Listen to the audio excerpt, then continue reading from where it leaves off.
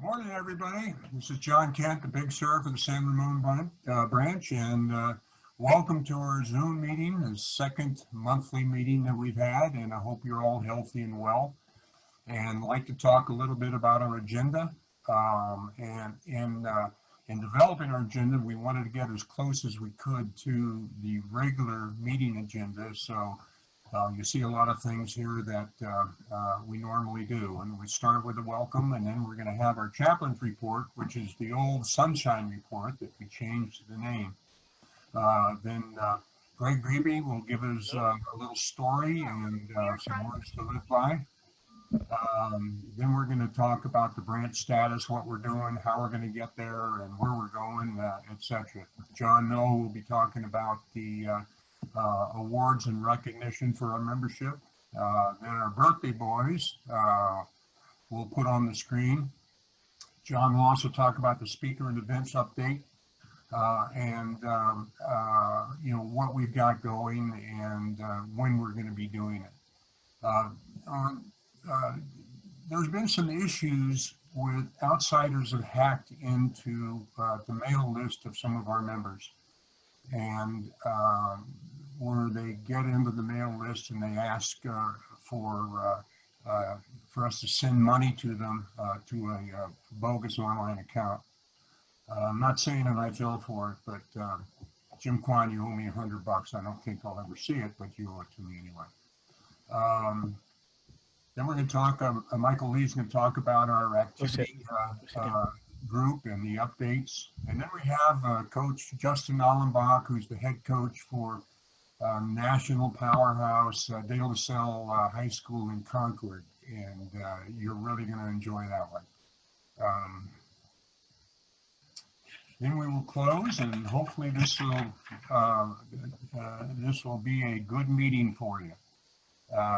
Want to talk about our Big Surs. We always put this slide up, and these are our most recent Big Surs that we've had, and we always just flash it up there and then just, you know, don't give them the honor they deserve. And I'm going to change that a little bit. And what we did on these guys is we put a survey out on which one of these 12 were the best looking. And we got the results in, and I'm pleased to say that Joe Ravello came in second. Good job, Joe. Congratulations. The other 11 guys tied for first. So that's our Big Sur group. Again, as mentioned, Justin Alumbaugh will be the guest speaker, and you'll enjoy Justin's report or his talk. I might add that during his talk, there's a Q&A icon on the bottom of your screen. If you click onto that, you can write a question, and the panel are the only ones to get the questions on this. But you can put in whatever question you have for Coach Alumbaugh, and we'll ask those questions at the end of the meeting. Okay. Next, we'll hear from Steve Colden, the chaplain report. Okay. Can you hear me? Yep. Okay. I'm going to start with a prayer, and I think it's an appropriate prayer. It's a blessing for those who are homebound. I think we all are. So let's pray for ourselves. Lord our God, You have given those you're faithful the grace to maintain their hope in you through all life's changes and to taste and see your goodness. We bless you for the gifts you have showed on them. We ask that they may find joy in the renewed strength of spirit and that they may have good health and that they may inspire us by their example of their serene way of life. Amen. My chaplain's report is very brief. I heard that Gary Dresser, an old member of SIRS who had been inactive for quite some time, had passed away. I also heard within the last, I think he passed away about 2 or 3 weeks ago. Not passed away, but not feeling well, Dick Gilpin. So please keep him in your prayers. And one last remark, if anybody knows of anybody who is ill or in need of repair or prayers, please contact me through the website and we'll post that on the website. I will do my best to communicate our condolences to people who have lost someone from the SIRS community. Thank you. Thanks, Steve. I'd like to go now to Greg Grebe, who's going to tell us a little story. Greg? Yes, this is a very delightful story that I've been waiting for this to tell you, but please turn up your hearing aids and so you can listen in really well. And it's a true story, of course. I never tell anything but true stories. Best friends graduated from medical school at the same time and decided that in spite of 2 different specialties, they would open a practice together to share office space and personnel. Dr. Smith was a psychiatrist and Dr. Jones was the proctologist. They put up a sign reading Dr. Smith and Dr. Jones, hysterias and posteriors. The town council was livid and insisted that they change it. The docs changed it to read schizoids and hemorrhoids. This was also not acceptable. So they again changed the sign to read catatonics and high colonic. No go. Next, they tried manic depressives and anal retentives. Thumbs down again. then came minds and behinds. Still no good. Another attempt resulted in lost souls and buttholes. Unacceptable again. So they tried nuts and butts. No go. Freaks and cheeks. Still no good. Loons and moons. Forget it. Almost at their wits' end, the docs finally came up with Dr. Smith and Dr. Jones, specializing in odds and ends.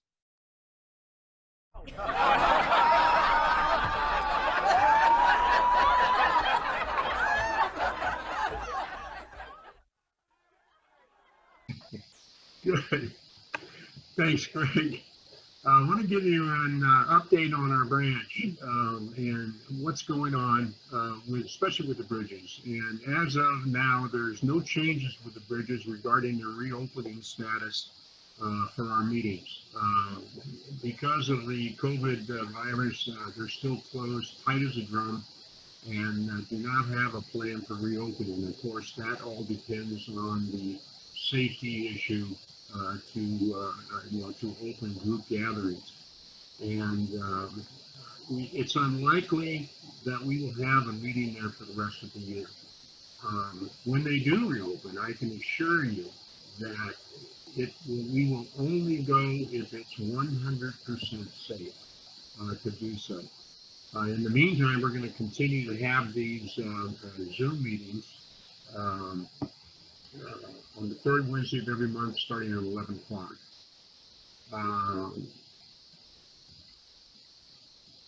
The board members, dues adjustment. Last month, I mentioned that we were looking at the dues for a possible adjustment because of the lack of meetings. And our finance committee is still working on that, and we have nothing to report at this time, but they are working on it, and you will be advised of dues adjustment, if any, down the road. The state SIR group, because this year is a lost year as it relates to meetings, that we have term limits for the board at 3 years. And the state said because of this lost year, we're going to extend the board for 1 more year. So it'll be 4 years instead of 3. That also includes both the Big Sur and the Little Sur. So we've been extended, John Noel and I have been extended for a year. And the good news on that is you have John and I for another year. The bad news is that you have John and I for another year. But another thing that we're exploring now on making these meetings a little more meaningful is we're looking into chat rooms for pre-meeting chats with activity groups, table buddies, whatever. We're looking into what kind of chat rooms can we have to give you guys a chance to chat it up with your buddies before the meeting. So more on that as we develop it. And as you can imagine, that's going to be very, very sophisticated for us to do that. So it might take the time for that to happen. Okay, here is John Noel to take you into branch awards and recognition. Well, good morning, everyone. Welcome to our second Zoom meeting. And I'd like to hope that everyone is safe and keeping themselves at a safe distance with their friends, because we have to stop this thing as quickly as we can. I'd like to take this time to make a few observations and awards. First of all, to Joe Cardinale for his 30 years as a member of our branch. Joe, thank you so much. And we hope that those 30 years are going to be the beginning of 30 more to join us. Thank you, Joe. Also, we have some recognition for membership tenure. These 5 gentlemen, John Bevilacqua, Chris Southard, John Kent, Frank O'Neill, and Dick Olson are celebrating their 5th year with SIRS. Congrats, guys. Also, Gary, seriously, you need to upgrade this photo, but our 20-year member is Gary Soto, and congratulations to you also, Gary. Thanks for being with us. Here we go. Happy birthday to you. Happy birthday to you. Happy birthday. Happy birthday. Happy birthday to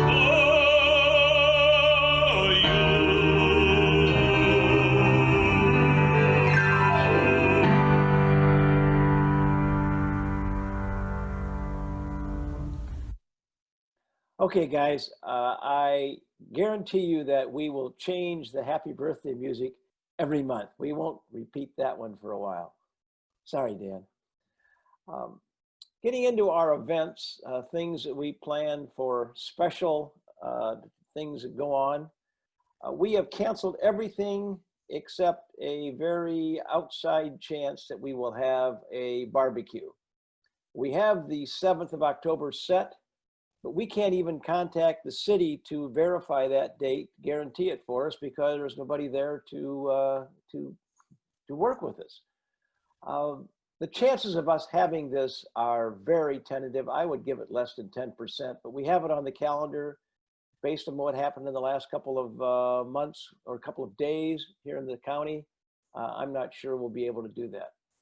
And of course, the holiday dinner dance, one of our premier events, that's very much doubtful. Getting people together. We have it on our calendar, but we'll keep you updated on that. But suffice it to say that we will not do anything unless we are observing the most strict Contra Costa and Alameda County protocols for getting together. Now, our activities that we have set up, all activities for the year have been postponed or canceled. We cannot set up a visit to a museum or to an area without having the proper protocols. In fact, most of those places are not even open now. So we have a possibility of an outside event, but again, I'm saying that this is only a possibility. If we can get something set up, we would be more than happy to let you people know. I'm wondering if we can get the slides to update here with my conversation. All right. Now here we go with the speaker event. The speakers that we have set up, you probably have seen in the pre-work. We have Bill Clarkson, Mayor of San Ramon. Let me remind you that Bill is a very outspoken person to start with, and he has been termed out. He will no longer run for mayor, cannot be mayor next time. So I expect Bill to tell us exactly what he thinks is going on in the city of San Ramon. And we have Paige Meyer in September from the San Ramon Fire District. Paige is going to talk to us about fire protocols and also COVID-19 protocols. So that will be a two-prong effect. And we'd like to have him comment on 4th of July fireworks also. That was something that came up from a couple of members. We're working with the Contra Costa Health Department to see if we can have someone come and talk to us about what's going on and give us a little insight into their thinking. And also in November, we're looking at getting a PR person from the Warriors to speak with us. We want to try to get things that are being meaningful to us on a Zoom type meeting instead of being in person.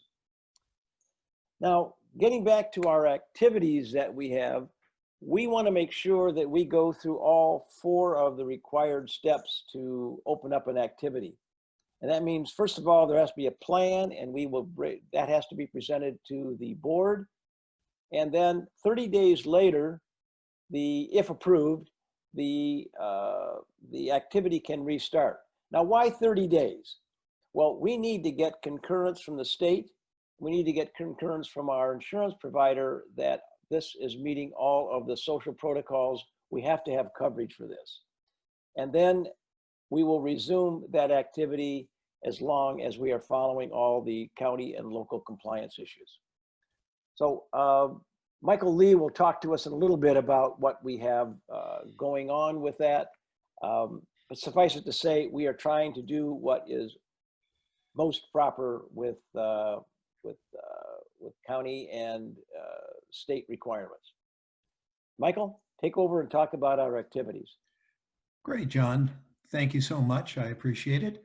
So on hold, we have bocce, bridge, cooking, dine in and dine out, the Friday breakfast, Met Opera, movies, Pedro, poker, and travel. But we have some outdoor social distancing activities. Cycling is having rides through places like Salle, Castro Valley, and the Livermore Vineyards. They've got challenging rides on Monday and easy rides on Thursday. Fishing is holding monthly Zoom meetings, and some members have been getting out to fish for salmon and halibut in San Francisco Bay. Couples golf will play at the 9-hole executive course at Las Positas tomorrow at 10 a.m. They will have a socially distanced brown bag picnic in the parking lot right after the round. 9-hole golf plays every Tuesday and Friday at the Pleasanton Golf Center.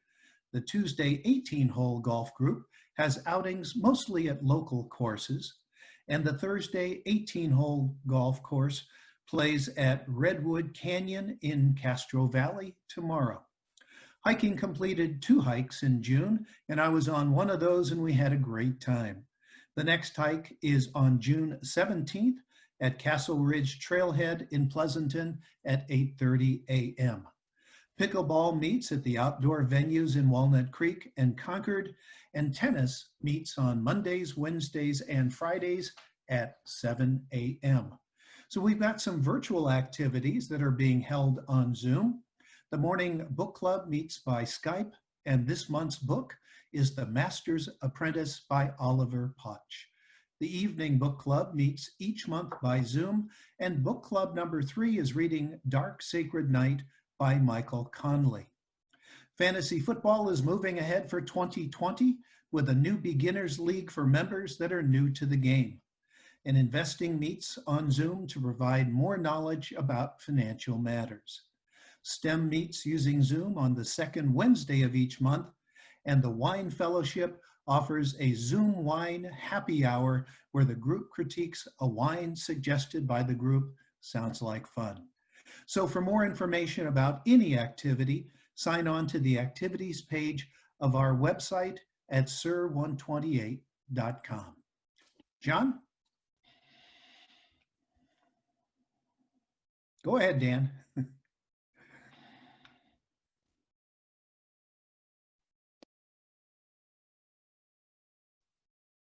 Gentlemen, I've been asked to speak about some of the recent activities that John mentioned earlier that affecting email scams that are coming through the messaging system. In doing a little research, it's clear that the imposter scams, a type of scam, is actually on the ramp upward, trending upwards. There are a number of scams that are being imposed upon members. And let's see, I can't seem to get the slides to be going.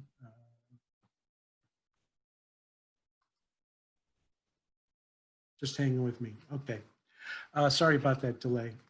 The Federal Trade Commission actually has reported for 2019 that we had over 647,000 complaints regarding scams and close to $750 million of losses during that period.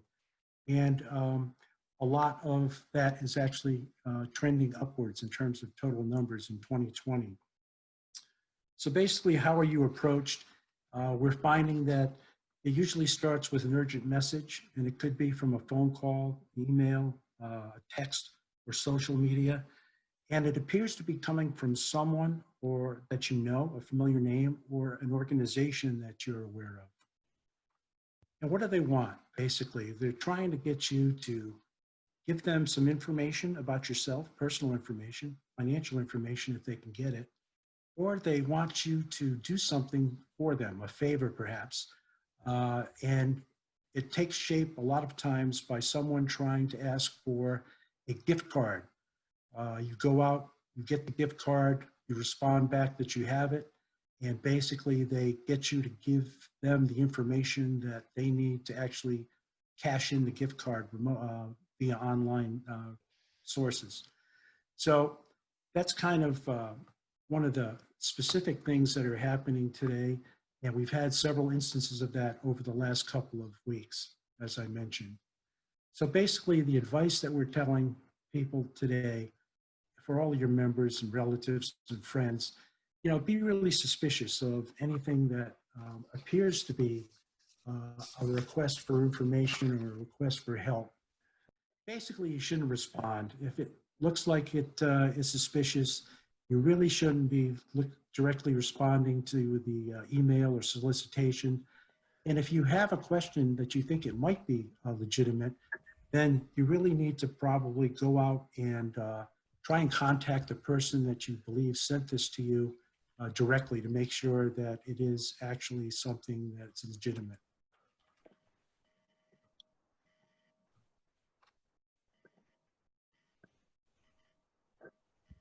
So what is the branch doing to try and help? Well, part of what we've started to talk about as part of the STEM group is forming a committee to go in and actually look at best practices and guidance and advice that we can pass along to the branch. It's in early stages. We've started to do some research, and we've actually started to post some information on our website. So how is it actually going to get to you? You can become better informed, more informed about what's going on by exploring some of the resources available on our website. And those will continue to grow in the coming days and weeks.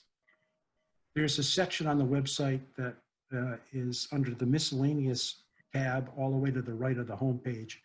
Interesting links. And on that, you can find links to an AARP website that has scams and frauds and lists quite a lot of information about all of the different types of scams that are out there.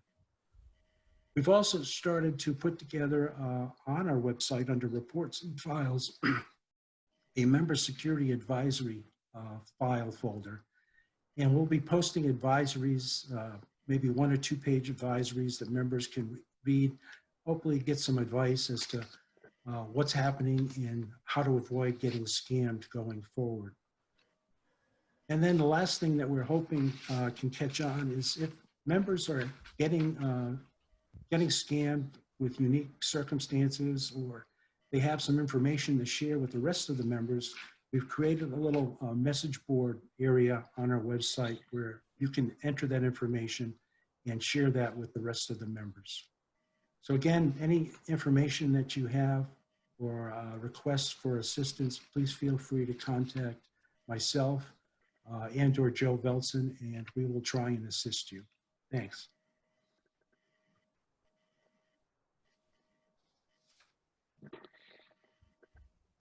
I first met Justin when my son Matthew and Justin were on De La Salle's freshman football team. As the seniors, that team went on to win 73 games, which continued to be a 151 game streak when it was over. But Justin and Matthew's friendship goes well beyond football. At Matt's 40th birthday party, I approached Justin, and he said that he was familiar with SIRS and would be happy to speak. Having said that, here's Justin.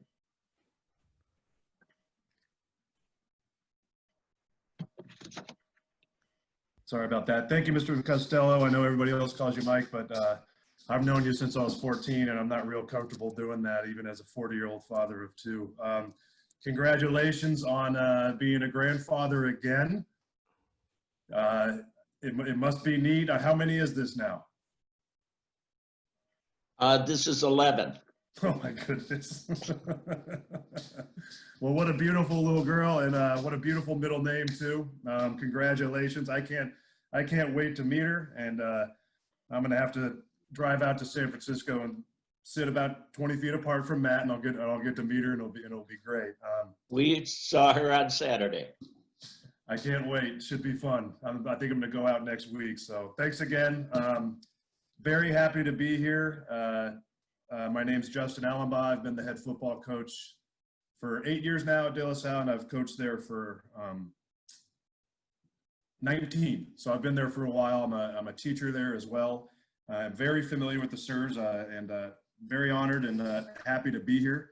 I'm going to go through I'm going to answer the question that we get asked the most, which is, how do you guys keep winning? How are you so successful? What makes your success? Because we get asked that so much. So we sat down as coaches and we came up with five main things that we think creates, a real environment of success. It's not just about winning. It really isn't. And that's the reason why I came back to De La Salle, is I love the friendships and I love the camaraderie. And I love the brotherhood that I felt with people like Matt and a lot of the other guys.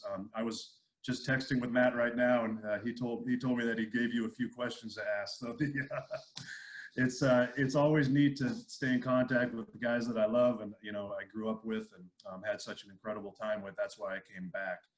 The question that we always get asked. I'm going to share the screen with you real quick here. The question we always get asked, and this is something that every time that I go anywhere, even if I go to Starbucks or something like that, and I'm wearing a De La Salle thing, they always come to me and they go, Coach, how are you guys so successful? What is the secret to your success? And it's complicated because teenagers are complicated. I deal in the business of 14 to 18-year-olds, and they're a hot mess, and they can't get out of their own way. They're thinking about girls. They're thinking about God knows what, as I'm sure most of you are aware. But we've came up with 5 key elements that we think we do a really good job of that creates a real environment of success that we've been talking about. Is vigilance. And there's a picture of the former head coach, Coach Lattiser here. And this was from Matt and I's playing days. We're actually on the other side of this photo. And this is from a coaching standpoint, not a kid standpoint. We have to be vigilant as coaches. And I put that picture because Coach Laddister is one of my closest friends now. He's 66 years old, and he still frightens me. Just that look right there, that he's always watching us and always seeing this and always critiquing us in a positive manner, not in a negative one. It's something that sticks with me, and it's something that we still do as coaches. It is really, really hard to be a good coach. This is a picture of an example where we were getting rained out and our field was a swamp. So rather than just cancel practice, we asked somebody if they can open up a warehouse. So we practiced in a warehouse. There are no excuses to not get our work in. And that was difficult as coaches.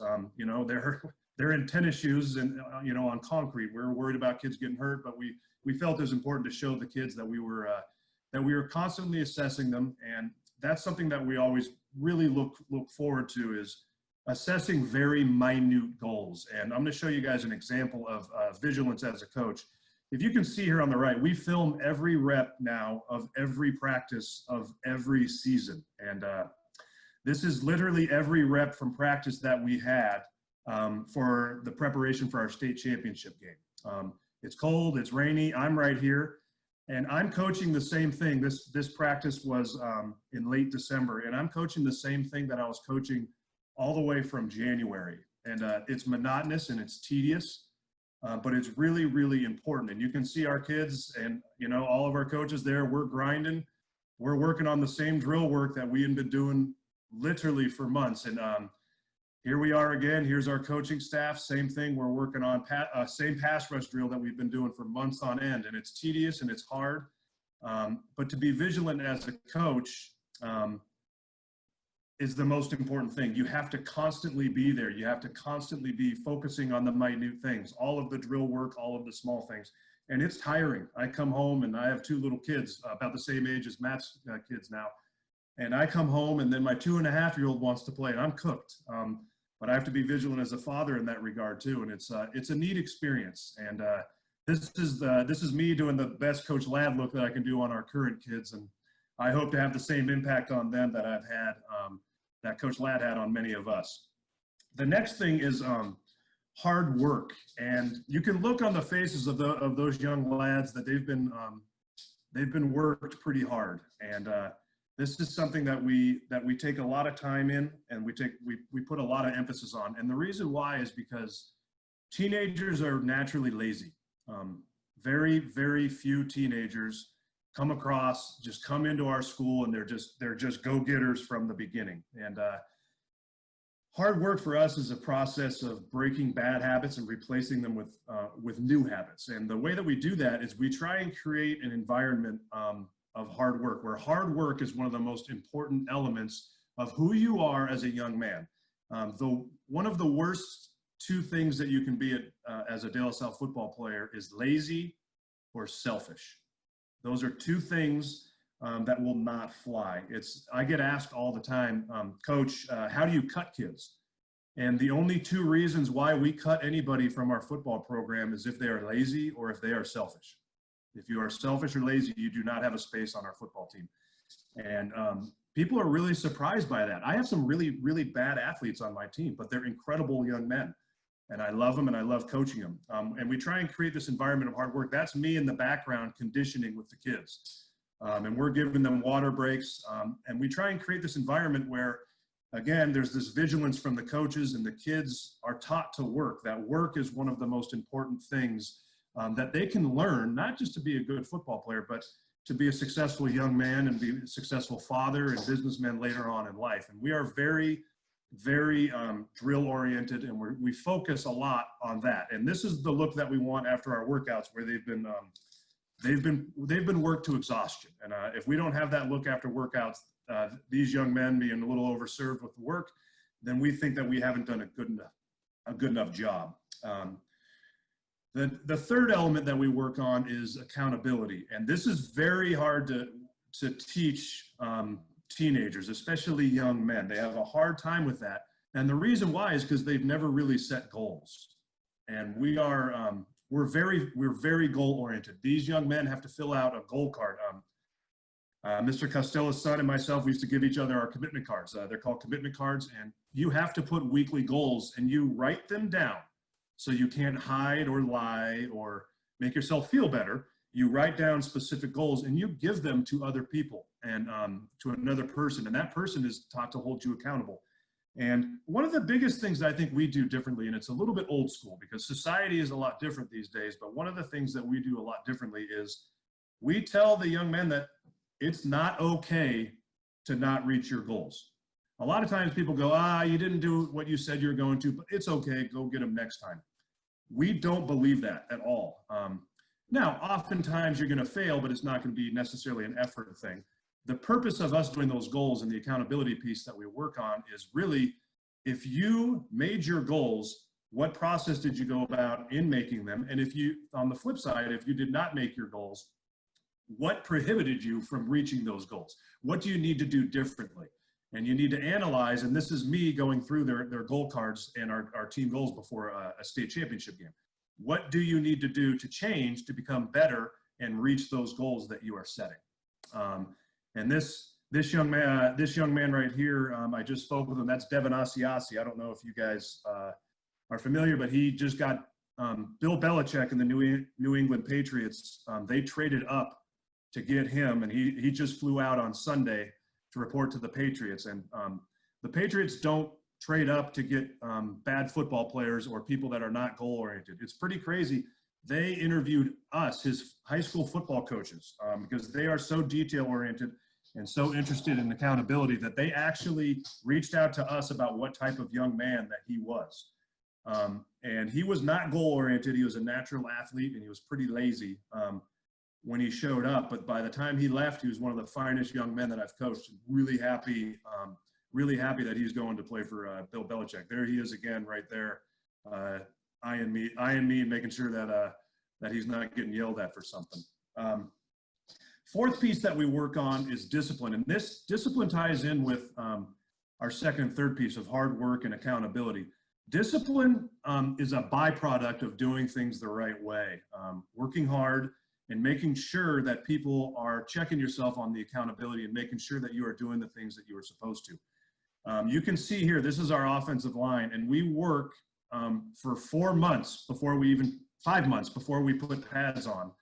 And we work on their conditioning and their strength and their flexibility because we measure their stances and their steps by inches.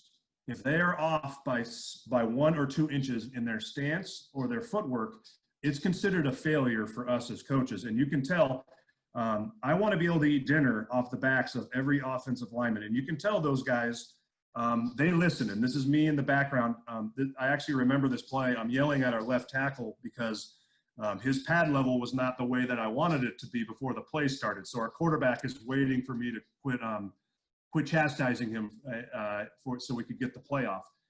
But the discipline piece comes about from repetition, hard work, and being accountable, doing things over and over and over. And this is the same sled that we hit now.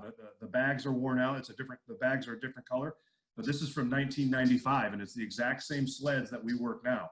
And that's Coach Ladd teaching the exact same thing that I teach now. And this is our longtime defensive coordinator, Terry Edson, going over the discipline piece. And this was one of the best teams that we had. And I put this picture in there because it shows this was in 1999. And this was a year following when Matt Costello and I played together. And Terry was pointing out that this team was kind of resting on its laurels because we had recently broke the national win streak record. And that was not a disciplined team, and they had to learn and grow from that. You can tell that this was 10 years after a previous photo that I showed you. You can tell that you can actually, again, I can eat dinner off the back of all of these young men. That is exactly what we want. And this is a picture actually of Austin Hooper. And if you watch any NFL games, he's an all-pro tight end. And he recently signed with the Cleveland Browns. And I asked him to give me some of the money because his paycheck's going to be pretty significantly more than mine. He didn't give me anybody, but he did give me some free gear. But this is him actually playing defense. And he was a top flight tight end, and obviously because he's in the NFL now and he went to Stanford. but I wanted to show a picture of him because he always wanted to attend Stanford. In his senior year, Stanford informed him that he was going to need to take 3 advanced placement courses, one of which was at 6:30 a.m. in the morning, and that they wanted him to play defense as well if they were going to give him a full ride scholarship. And he had the discipline to wake up during football season, take an advanced placement course at 6:30 in the morning and 2 others during the course of the day, and then show up and play on both sides of the football. And that was the discipline discipline piece that we've always looked for. The last piece is the idea of the brotherhood, and that's why, this is why, for example, I'm at a 40th birthday party with one of my closest, dearest friends, and I get asked to speak at a SIRS talk, and I don't hesitate to say yes, because number one, I'm happy to. Number two, I'm honored to. But there's a sense of camaraderie that comes about if you work hard with one another. You're accountable, and you're accountable with each other, not just from fear of coaches being upset with you or disappointed in you. One of the biggest motivators for me, I wanted to please guys like Matt Costello. I wanted to please my teammates. And we try and create a sense of a culture where, in all of these pictures you'll see, these are young men expressing feelings with one another. And that's hard to do with young men.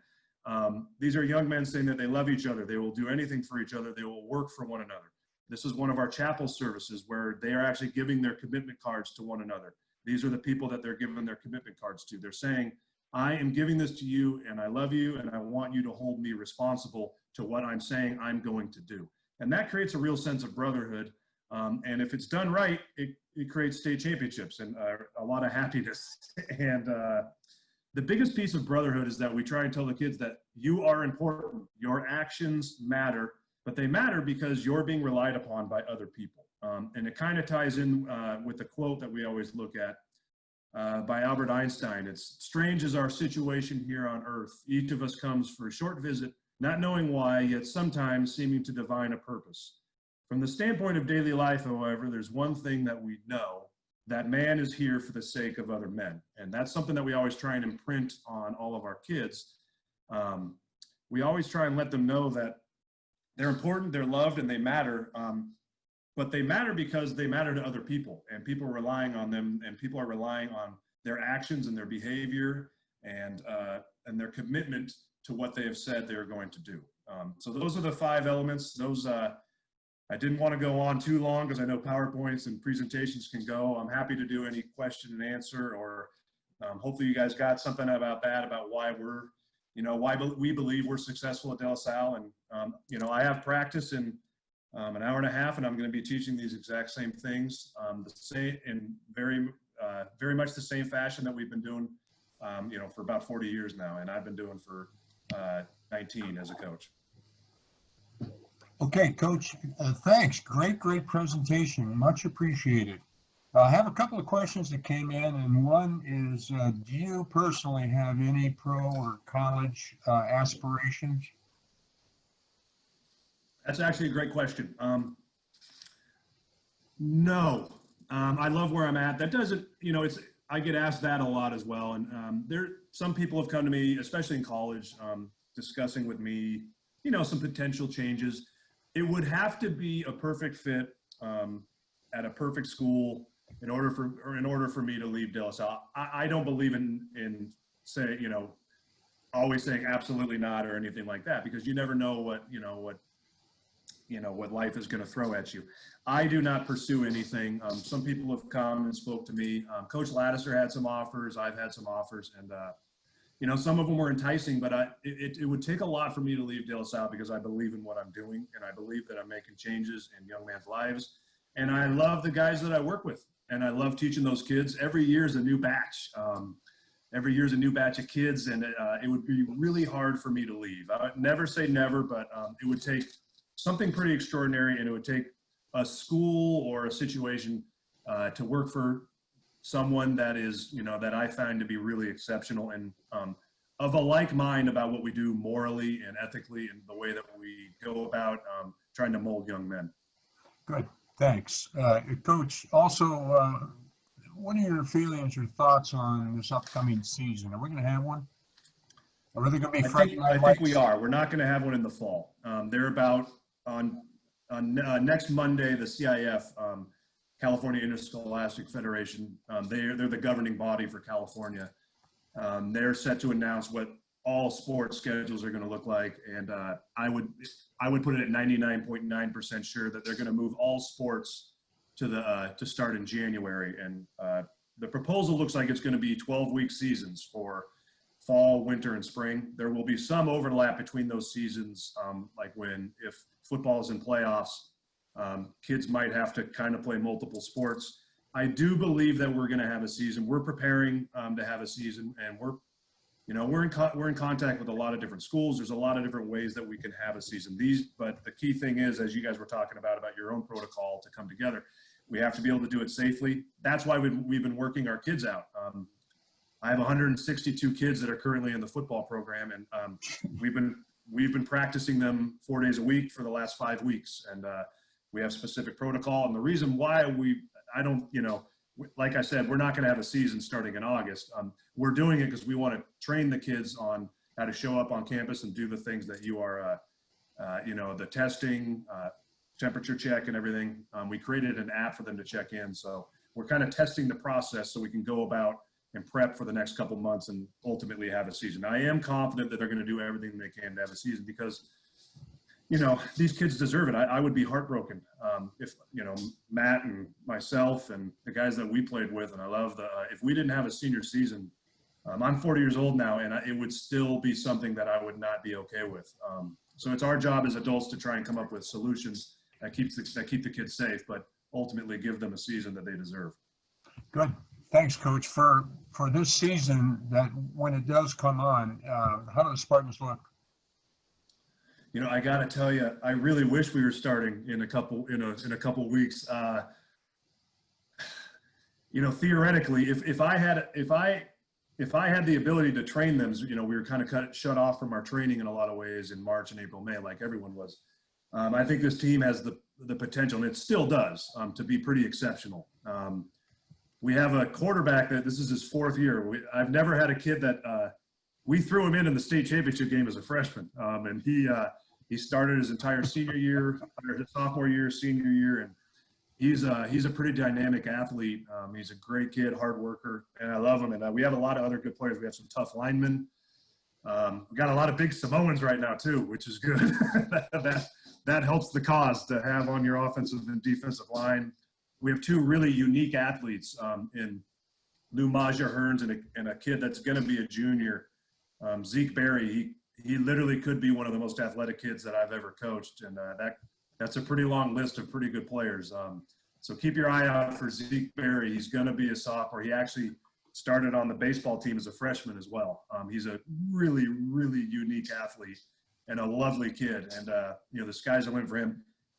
Whenever the season happens, I think we're going to be good if the kids work how they should, and they've been working pretty well these last 5 weeks. And we got a lot of pieces that make up for a really good team, so I'm excited about it. Good. Coach, do you have a handle, or do you keep an ongoing list of how many of your kids are looked at by Division I schools? Yeah, we have an ultimate list, and we compile it every year. It changes year by year. This year we actually have a lot. We'll probably on the roster that we have right now, we'll probably have about 12 kids that'll be looked at by major Division I schools. And we actually have another 10 because De La Salle is a very good school and it's high academic. We have another 10 that are going to Division II and Division III high profile academic schools. So there'll be about 20 on our roster that will play football at the next level. That's wow. High.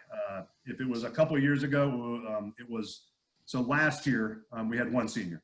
That was it. It just so happens that this group, and he's going to San Jose State, he's a great player. This group on the roster right now, there's a lot, which obviously is exciting. It's good to play. It's good to have good players and good kids, but a lot of our best players are, just normal run-of-the-mill guys like I was and Mr. Costello's was, and they're just, kind of tough SOBs that are out there to try and make things happen. Coach, how do you recruit? We don't. I get asked this all the time, and a lot of times people don't believe me. I've never seen a Pop Warner game in my life. I never played in a Pop Warner game, and I've never seen one. I have a 2.5-year-old and a 1-year-old. My 2.5-year-old's he's running in the yard right now. He's about to come out. to try and tell someone to come to talk to a 13-year-old and try and convince them that, of coming to De La Salle or offering money is asinine and to me really insane. And I got better things to do. I'd rather see I'd rather see Mike's son. I would rather go to San Francisco and see Matt and his son, his daughter, and I'd rather hang out with my family. I have very little free time, and I'm certainly not spending that trying to convince an 8th grader to come to De La Salle because of his potential prowess as a football player. Because as you know, 8th graders can change pretty frequently. And no, it's a good question. I understand that. Now we attract kids. Kids, a lot of football players want to come to De La Salle because of the reputation. And that's totally fine. I'm not going to say don't come to De La Salle because you don't, you think it's a good school or you want to be good at football. That's one thing. But I've never spoken. In fact, it's an NCS violation for me to speak to someone. Like I said, I'll be at Starbucks sometimes and someone will be, hey, this is my son. He's a great athlete. He's an 8th grader. He wants to play football. I go, I actually cannot speak to you, and I'm just going to order my latte and go home. Nice, Coach. Hot issue in sports, all sports throughout the country is traumatic head injuries. Yep. What is your program at De La Salle to address that? So last year, I'm actually proud to say that, or actually not last year, it was the year before because we didn't have all sports last year.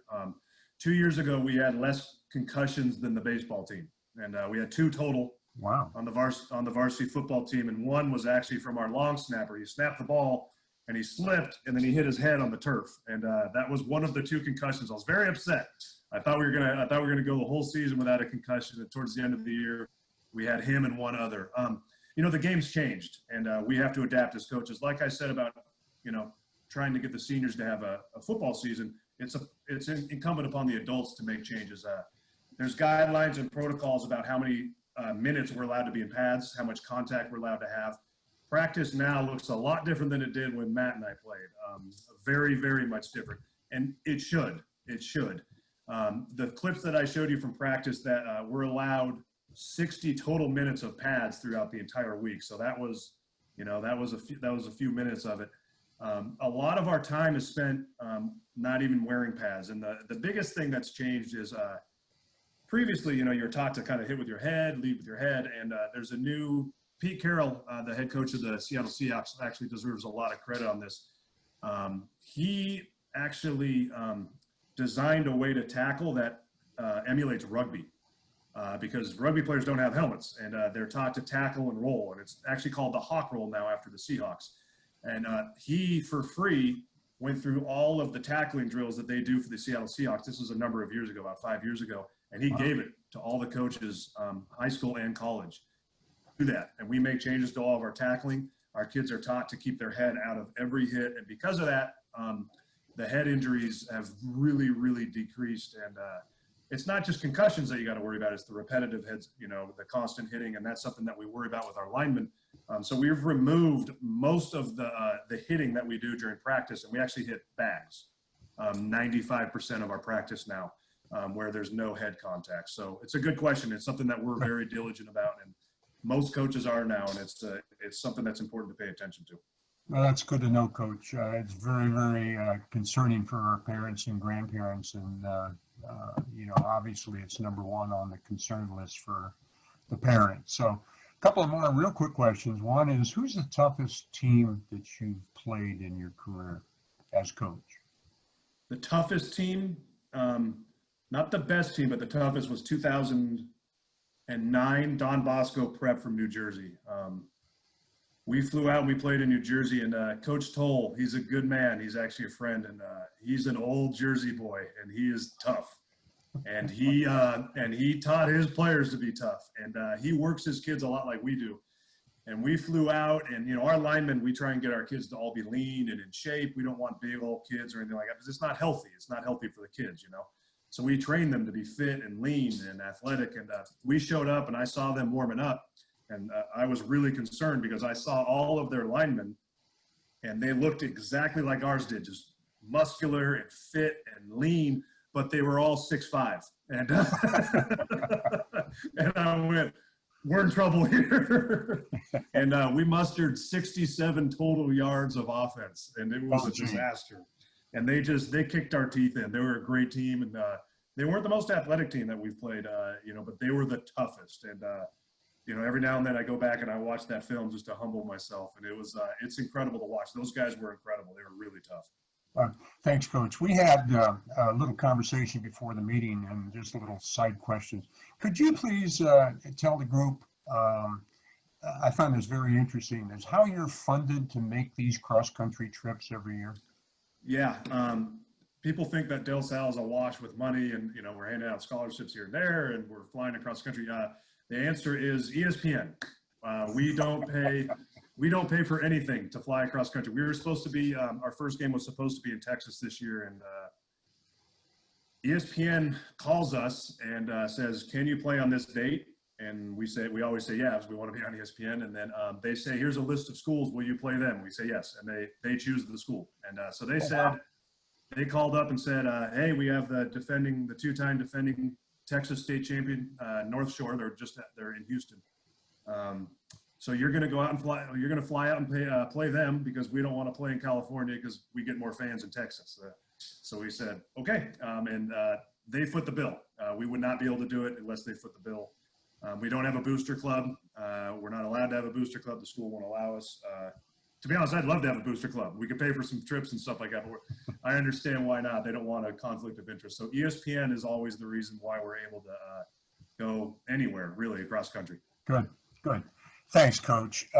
We don't have instant feedback where you can see all of our members, but I'll guarantee you right now they're standing up giving you a very, very warm ovation. Thank you so much for your time and for being, just being a good citizen. We appreciate it.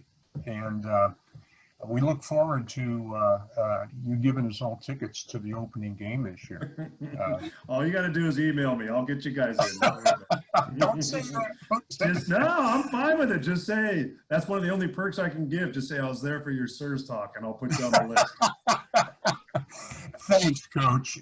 We've got a certificate suitable for framing right up there on your bedroom wall next to your national championship trophies. And we really appreciate your time and good luck for the season, Coach. Appreciate it. Thank you all for having me, and stay Thanks safe, for everybody. joining us. Thank you. Okay, that's our meeting today, guys, and thanks for joining us. And our next one is going to be on Wednesday, August 19th. And our speaker will be Mayor of San Ramon, Bill Clarkson. So stay safe and wash your hands. Bye, guys.